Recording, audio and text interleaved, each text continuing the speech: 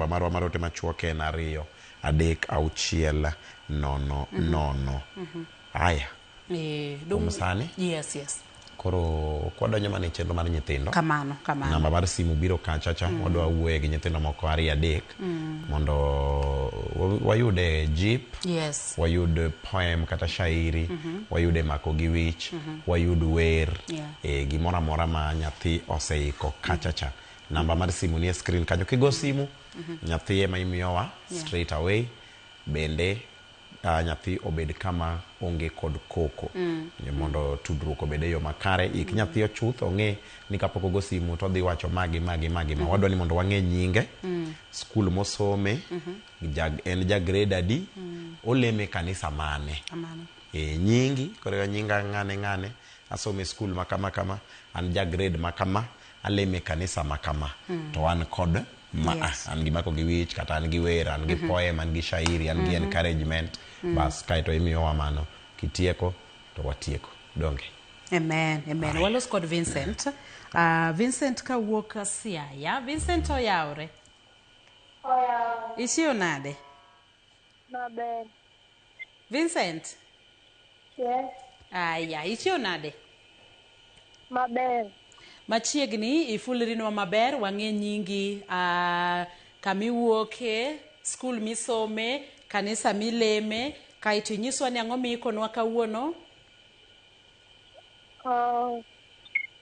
Nyinga Manoa Vincent.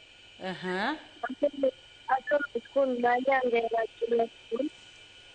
Vincent, watemo winji? Director, watemo winjo Vincent? Sauti kidogo. Aya, Vincent chaki? Hello? Chak kendo? Nyinga no Manoa Vincent. Asome skul ma Nyangera. Yes. Aleme kanisa ma SDA ma Usigu. Iko nwa kawuono? Jipo. Aya, jiwa. E buku mar Ngese. Aporo. 13. Wacho niya. Luoro Ruoth Nyasaye en bedo mamon gi richo. An amor gi sunga kod wang' teko. Kaachiel gi timbe mamono kod weche ma miriambo. Anuoyo Ngeche 8 13 wacho niya, luoro Ruoth Nyasaye en bedo mamon gi richo. An amon gi sunga kod wang' teko, kaachiel gi timbe mamono kod weche mag miriambo. Koro jipo makawuono puonjowa niya, luoro Nyasaye en bedo mamon gi richo. Kiluoro Ruoth Nyasaye ibedo mamon gi richo. Eka chieng' moro Nyasaye biro gwedhi koduogo komo joge, to biro kawi nikech ni kaachiel gi timbe mamono kod weche mag miriambo. Nyasaye bok dwa jok mawacho miriambo, nikech e buk mar keche riembo ondiko mamon gi lep mawacho miriambo. Koro puonjowa ni wabed mamon gi richo kod wang' teko kod weche mag miriambo. Amen. Erokamano ahinya kuom jiwowa. Aya, inyalo moso jomoko 3? Mokwongo, amoso mamawa gi babawa, Patrick Oduor kawuok Siaya, gi mamwa Catherine Achieng kawuok Siaya. Takwayo ne babwa hawi maber kodhi tero injili e dala mar Kamnara. Amen. Erokamano mathoth ahinya. Alafu mar 2, amoso osiepena te gi nyithiwa duto te. Mar 3, amoso Pastor Isaac Onyimbo gi head teacher marwa. Erokamano. George Jamai kod akwayo nuketa daktari ga e alam boni nobedo involved e road accident. Mos. Aya, erokamano mathoth. Aya. Hello? Erokamano mathoth. Erokamano. Hello? Aha, awinji. Ka wiya pok owil, akwayo ni umosna kwarwa monyuolo mamwa, John. Erokamano. Amen. Erokamano. Kendo wagone erokamano kuom miyowa jip maber. Kendo kuom loso kodwa yo makare. Pod wabro mako simo kata achiel ariyo moko mag nyithindo. Koro unyalo ywa tol mana kaka nyathi mokwongo setimono. Iwacho nyingi, kamiwuoke, nying kanisa, nying skul misome, grade ma intie, mako gi wich ma ingo, kata wer ma ingo, kata poem ma ingo, kata shairi, kata jip ma ingo. To inyiso wano puonji nade. To wagwedhore kanyakla e kidieny ma wantiere mar nyithindo. Koso brother Ben, ing'eni brother Ben sani nyithindo bendo loro. To gin kod aparo ni dwe achiel kamae. Koro walamo ne nyithindo e kinde rusani. Jonyuol be walamo negi ka girito nyithinde kinde ni. Jopuonj be walamo negi. Mondo Nyasaye mondo umgi kod ng'uono ne. Kendo nyithindo mondo bed nyithindo mabeyo. Ka ntiere homework gitim. Ka en sach tugo titugo. Ka en sach timo homework itimo. Ka en sach de kanisa idhi. Sama idhi e chiro idhi nikech nyaka ori e chiro be. Donge. To ko ori tidhi tiduogo maber. Donge. Aya. Los gi Lilian. Aya. Vivian oyawre. Ichiew maber. Achiew maber. Aya, fulri inyiswa nyingi, skul misome, grade ma intie gi kanisa mileme. An Vivian Achinya Wina. Asomo Rando. Aja form 4. Aya, ng'omi kono odiochieng' ma kawuono. Adama na moso mamwa. Adama na moso mamwa.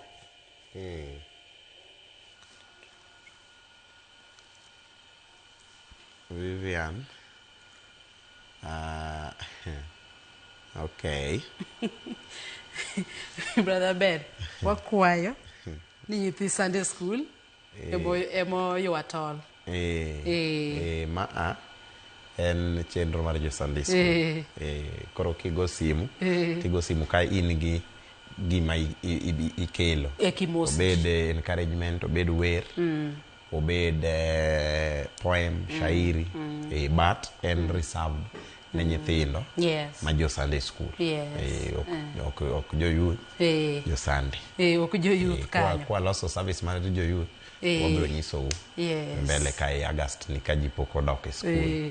But mar Sunday school. To mana kaka iwacho, ubede gi jip moro, kata ken mana wer, chorus moro achiel, ochwadnwa kanyo. Kata en mana shairi kata poem moro, chwadnwa. Kata idwa jiwo, wajiwa. Kata inyisa nyithindo ni koro ji oloro, timuru kama, wabed nyithindo ma kama. Ekimoseji. Los gi Jared. Jared oyawre. Oyawre. Ichiew maber. Aya, nyiswa nyingi, skul misome, grade ma intie gi kanisa ma idhiye. Iluonga ni Jared Odhiambo. Alemo kanisa bilemo Talefa Church. Asomo skul luongo ni Kagrego Presentation School. An gi mako wich. Polo en mari. Mako wich na ya buk mar Mathayo 5. Matuja kendo ng'wen. Awacho niya. Anto awacho ni eru nosi kikedo lamur na jok masando.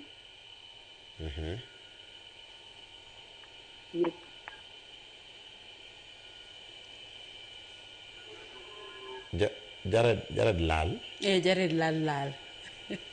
Jared. Yeah. Changamka matin yawa. Daki wuo motegno Jared yawa. So makaya bi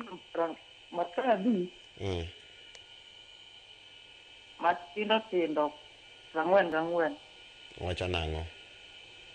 Wacho ni lamune ni eruru wasiki. Kendo lamune jok masando. Mano mtona timono wairo wasiko kendo lamune ne jok masando kendo jok masando wa.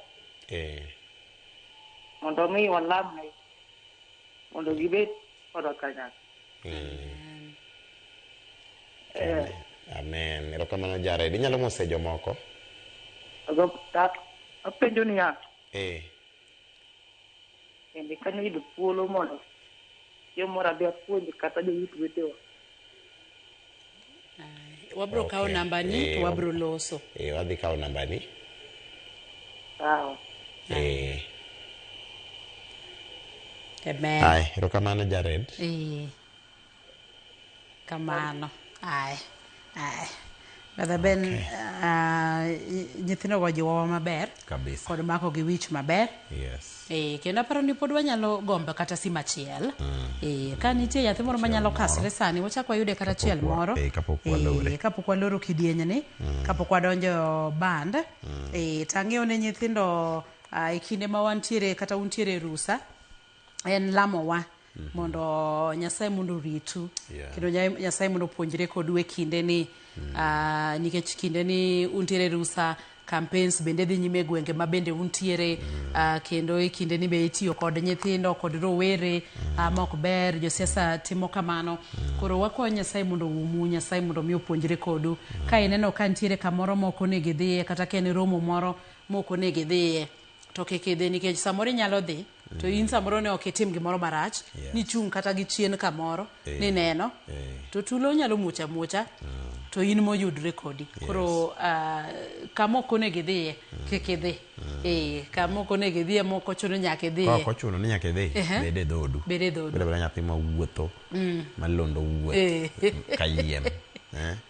Ni winji ni kia ng'amo nobiro nokalo idhi, ni winji ni kia jidhi kure, ini dwa dhi kumoro amora, chandruok biro yudi mayot kuonde mineno midwa ni dhi wuothe mang'eny. Koro bede dhot. Bede dhot. Ko chuno ni nyaka idhi. Sit home, relax and enjoy. Mana diere kabisa. Mana jip mabende wan godo. To Nyasaye mondo ritnwa nyithindo duto, kod jonyuol, kod jopuonj, kod ji duto te. Aparo ni ka unge simo machielo, iwachonwa ni pod imanyo simo, Brother Ben. Maybe wang'iye kendo ote machuok matin. Ne jogo mawacho ni gin kodwa. Aneno ote kae mar mamana japuonj Beatrice Odhiambo Munda. Wacho ni ogo mos makende ne Helen Amigo mabende owito jaode e gwenge mag Badaura DCC. Mano AIC wa kendo Nyasaye mondo kichunye kamokwe ko ji duto te mabende owito wede kod osiepe. Aneno ka nitiere ote e Facebook kacha. Frederick Okoth wacho ni en kodwa. Aneno ote mar Odongo Jauloma wacho ni chenrok bae. Jigo Kulo wacho ni seme wasemolo kendo wagwedhore mathoth. Bati Africana wacho ni watching live from Masara, Golden City, Migori County. Nitiere Biden Okelo bende wacho ni kodwa. Nyarasumbi Moli bende wacho ni kodwa. Walos kod Van Vika. Van Vika, ber. Ahinya. Ichio nade? Achio maber. Aya, fulrie na maber. Wang'e ni Van Vika nyingi te wang'e skul misome, grade ma intie, kanisa mileme. To gimi konwa kawuono. Van Vika nyolo. Aha. Asomo e skul mar Sefa. Skul mar? Sefa. Okay, ileme kanisa mane?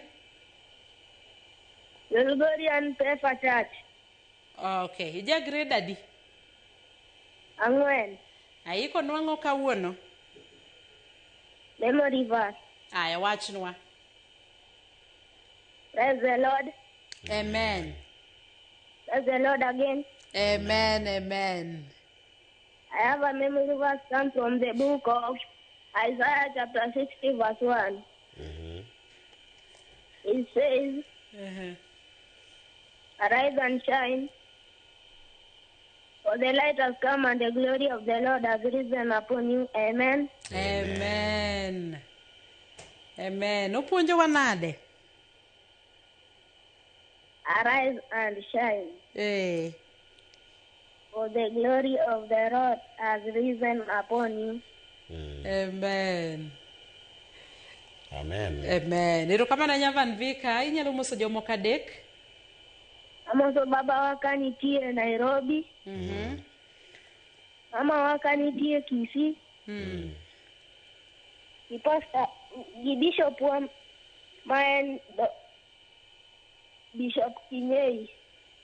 Amen. Erokamano. Amen. Hinjo achima. Erokamano Nyavan Vika. Amen. Aya. Viko nyiso rise and shine amalo. Yes. Mondi rieny. Yes. Nikech lerni. Osechopo. Kamano. Amen. Isaiah 46. En ga Isaiah di brother Ben. Again en matinda chiel. Gima koka Van Vika wacho sani no wiyo sewile go. Amen. Gima Van Vika koroko wacho. Sani poko kwa dakika. Hapa ni achanganyikiwa. En ga 61:1. Dok. Ya, eja dolo. Dok ang'eyo maber amalo mondi rieny. Amen, amen. Erokamano Nyavan Vika.